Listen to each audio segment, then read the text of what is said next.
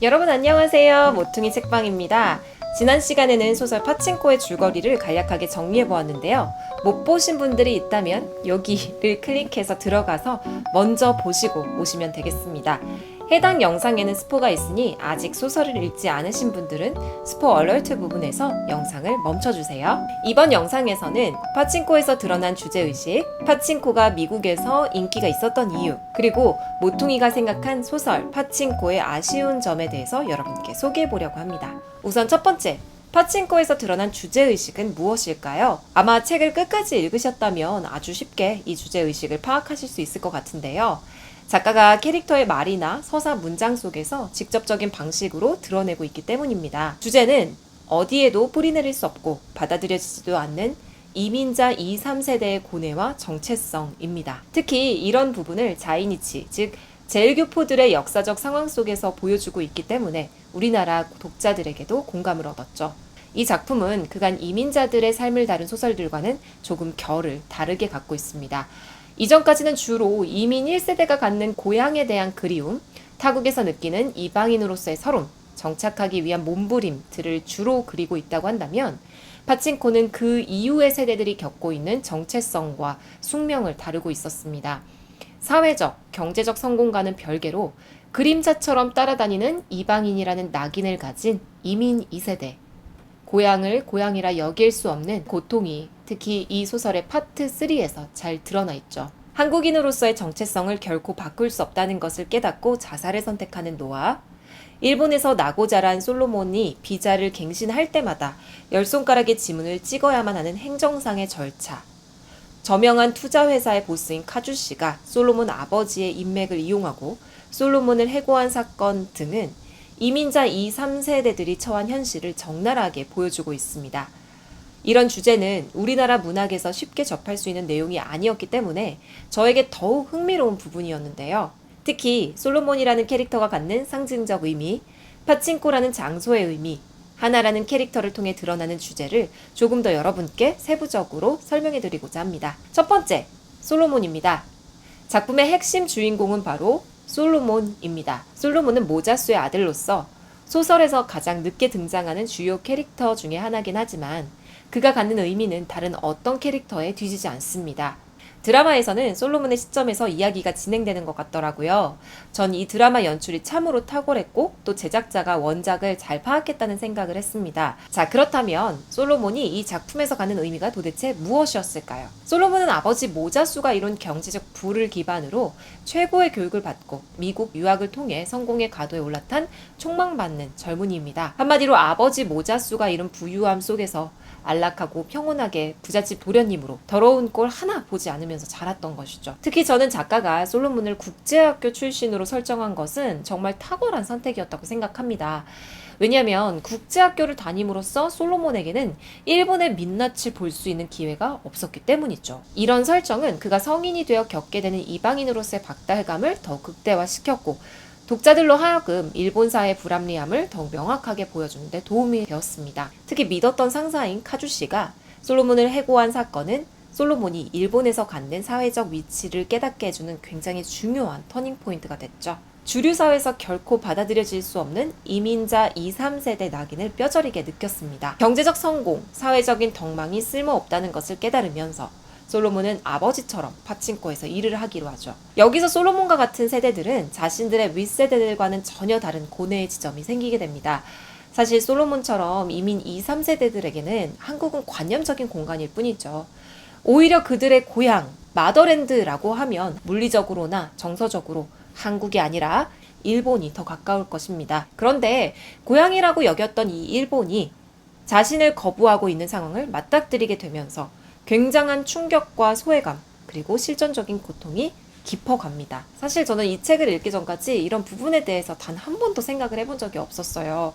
그런데 파친코로 제한적이지만 새로운 경험을 하게 되면서 약간 시야가 트이는 느낌을 받았었던 것 같습니다. 어떤 분들은 이렇게 생각하실 수도 있을 것 같아요. 한국에 역이민 들어오면 되는 거 아닌가? 라고 말이죠. 하지만 과연 자이니스트들이 한국에서는 뿌리를 깊게 내릴 수 있을까요? 우리는 정말 그들을 마음 깊은 곳에서부터 환대할 수 있을까요? 단 한 번도 가보지 못한 공간, 조부모의 그리움의 대상으로만 존재하는 그곳, 어쩌면 그들에게 있어서 한국이란 공간은 너무나 먼 곳일 수도 있습니다. 그런 의미에서 솔로몬은 태생적으로 비극적인 캐릭터이자 이민 2, 3세대들의 애환을 잘 반영하고 있는 인물이겠죠. 두 번째, 파친코는 양가적인 의미를 가지는 공간입니다. 한국인들을 살게 만들어주는 공간이지만 동시에 한계를 주는 공간이기도 합니다.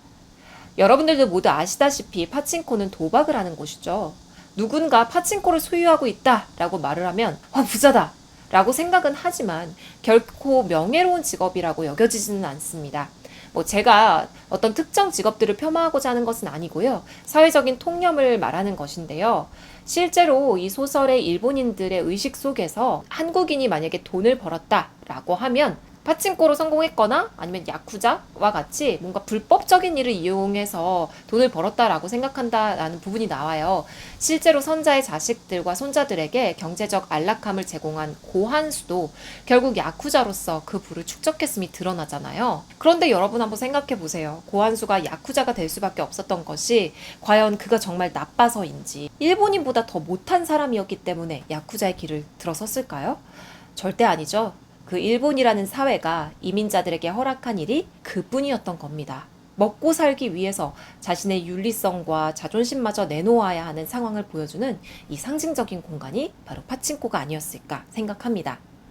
결국 좋은 교육을 받은 솔로몬도 그리고 노아도 파친코를 운영하게 된다라는 점은 주류 사회로 진입할 수 없는 토착인들이 세운 장벽에 끊임없이 부딪히고 좌절하는 이민자들의 정체성을 기가 막히게 보여주는 공간이었습니다. 소설의 제목을 파친코라고 뽑은 것도 저에게는 마치 신의 한 수처럼 느껴졌어요. 세 번째, 하나라는 캐릭터가 갖는 의미도 매우 중요한데요. 얼핏 보면 망나니 인생의 밑바닥인 것처럼 보이는 이 캐릭터에게 작가의 통찰력이 한껏 묻어나 있습니다. 특히 하나는 인간관계 속에 교묘하게 숨겨진 위선성을 그 누구보다 잘 포착해내는 캐릭터인데요. 그런 부분을 한 2가지 정도 장면에서 뽑아볼 수 있을 것 같아요. 우선 하나는 자신의 어머니인 에츠코가 솔로몬의 아버지인 모자수를 사랑하면서도 결혼하지 않는 이유에 대해서 낱낱이 까발립니다. 에츠코가 모자수와 결혼하면 어떠한 일본 남자도 그녀를 택하지 않아서 라는 것을 증명하는 셈이 되기 때문에 모자수와 결혼을 하지 않았다는 것이죠. 자이니치인 모자수와 결혼을 하는 순간 여자로서의 가치가 떨어진다라는 그 느낌, 모자수를 사랑하면서도 이기적이었던 에츠코의 태도를 어린 하나는 무섭도록 예리하게 포착해내고 있죠. 두 번째로는요. 하나가 병에 걸려 죽음을 맞이하게 되는 순간 솔로몬에게 핵심을 관통하는 이야기를 한다는 점에서 드러나게 되는데요. 그녀는 이렇게 말합니다. 일본은 절대로 변하지 않을 거다. 절대로 이방인들과 협력하지 않을 것이고 절대로 자신이나 자신의 어머니 같은 루저들을 사회 속으로 받아들이지 않을 것이다 라는 거였죠. 그것이 바로 일본의 민낯이다 라고요. 하지만 이것이 비단 일본만의 이야기일까요? 이민자들의 왕국인 미국은 일본과 많이 다를까요? 아마도 이 소설이 전 세계적으로 많은 관심을 받았던 이유, 그리고 애플 TV에서 시리즈물로 만들어질 수 있었던 이유는 단지 일본의 이야기가 아니라 미국의 이야기이기도 하기 때문입니다. 미국은 다인종 국가입니다.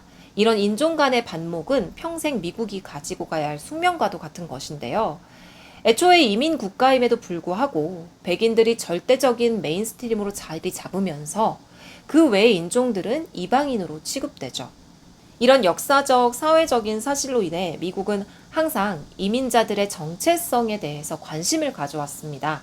이와 더불어 최근 한국인들 이민 2, 3세대들의 작가들이 활약을 엄청나게 두드러지게 하고 있습니다. 대표적인 예로 파친코의 이민진 작가, 그리고 제가 예전에 리뷰했던 네이티브 스피커의 이창래 작가, 자전소설 쓰는 법을 쓴 알렉산더 지 작가 등이 있고요. 확실히 이민자 2, 3세대들은 자신만이 느낄 수 있는 삶의 균열과 사회의 모습을 아주 섬세하게 이 소설 속에서 나타냈다는 점에서 아주 큰 강점을 가지고 있는 것 같습니다. 그동안 소수자인 그들이 감내해야 했을 사회의 무관심을 역으로 대중들에게 폭로하면서 인식을 높이고 있는 것이죠.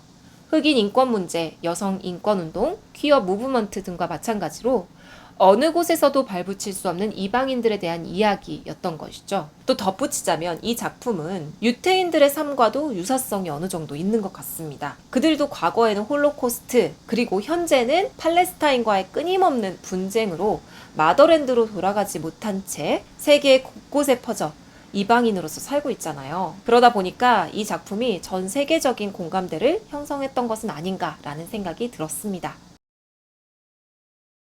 사실 제가 고백을 하자면 이 책을 초반에 읽었을 때 완전히 오독을 했습니다. 보통 책을 읽기 전에 그에 대한 평가 같은 거를 좀 보게 되잖아요. 유튜브 썸네일이나 블로그에 한 줄 요약되어 있는 거 보면 일본의 만행이 드디어 만천하에 드러나다. 입 닫은 일본 결국 점점점 이런 식으로 써 있는 것을 보고 이 파친코라는 작품이 일본의 역사적 수탈에 대한 이야기를 하고 있구나라고 생각을 했던 거예요. 전혀 이민자들의 정체성에 대한 것을 다루리라고는 꿈에도 생각을 하지 못했던 것이죠.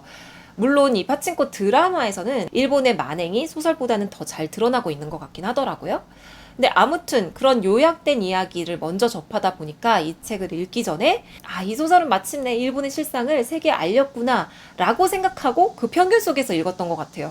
근데 이 문제는 그런 마음가짐으로 읽으니까 1페이지부터 300페이지 중반까지는 너무너무 실망스러운 거예요. 아니 이게 우리가 일본에게 당한 우리 이야기인가. 한편으로는 좀 화가 나기도 했어요. 왜냐하면 그들의 수탈이랄 것이 굉장히 미미한 정도로만 나타나 있기 때문이었어요. 실제로 위안부 문제라든지 식민지 지배하에서 이루어진 다양한 생체 실험 같은 거, 관동 대지진으로 인한 조선인 학살 사건 등에 대해서는 정말 너무 간접적인 방식으로나 아니면 아예 다루지 않는 방식으로 쓰여 있더라고요. 그래서 저는 사실 열받는 거예요. 차라리 이 시대 수모를 다룬 작품으로는 우리나라에서 쓰인 우리나라 작가들의 소설이 훨씬 나은 게 많은데 아니 이 소설 사오려고 그렇게나 비싼 돈을 판권에 들였나? 그럴 돈 있으면 우리나라 작품 좋은 거를 외국에 홍보하는데 마케팅 비용으로 태우지 이런 생각이 들었던 거죠. 중간에 그래서 그만 읽을까? 라고 생각했는데요. 그래도 이게 많은 사람들이 사랑한 소설이라고 하니까 꾹 참고 읽었습니다. 분명 이유가 있을 거다 읽었는데 아니 이게 웬일이죠? 그 380페이지? 거기부터 소설 끝까지 70페이지 정도 되는데요. 그 정도를 딱 읽으면서 아하 모먼트가 온 거죠. 이건 일본의 역사적 잔인성에 대해서만 다룬 책은 아니구나. 오히려 이건 미국 이야기, 더 나아가 모든 국가가 당면할 수 있는 소수자의 정체성에 대한 문제 제기구나라는 것을 깨달았습니다. 사실 이런 주제는 완전히 인터내셔널한 정서를 공유하는 거잖아요. 자기가 그 땅에서 나고 자랐어도 온전한 일원이 될 수 없는 숙명으로서의 타자를 말하고 있었던 것이죠. 이민진 작가는 이민 1.5세대입니다. 7살인가? 아주 어린 나이에 미국으로 건너가 평생을 그곳에서 살았다고 하니 자신의 경험과 어떤 치밀한 자료 조사로 누구보다 자이니치들이 겪었던 고통을 미국 전역에 잘 전달한 것이 아닐까라는 생각이 들었어요. 저는 그래서 이 소설의 마지막 70페이지 그 부분이 너무너무 재밌더라고요. 이건 진짜 이민자의 정서가 없으면 절대로 상상하지 못했을 위대한 소설이다 라고까지 느꼈습니다. 물론 개인적으로 아쉬운 부분도 여러 부분이 있었는데요. 제가 아쉬운 점까지 다 영상을 찍고 보니까 너무너무 영상이 길어져서 아쉬운 점은 다음 영상, 3번째 영상에서 기다려주시고요. 이번 영상이 여러분께 도움이 되셨다면 구독과 좋아요 꼭 눌러주세요. 그럼 다음 시간에 또 봐요. 안녕.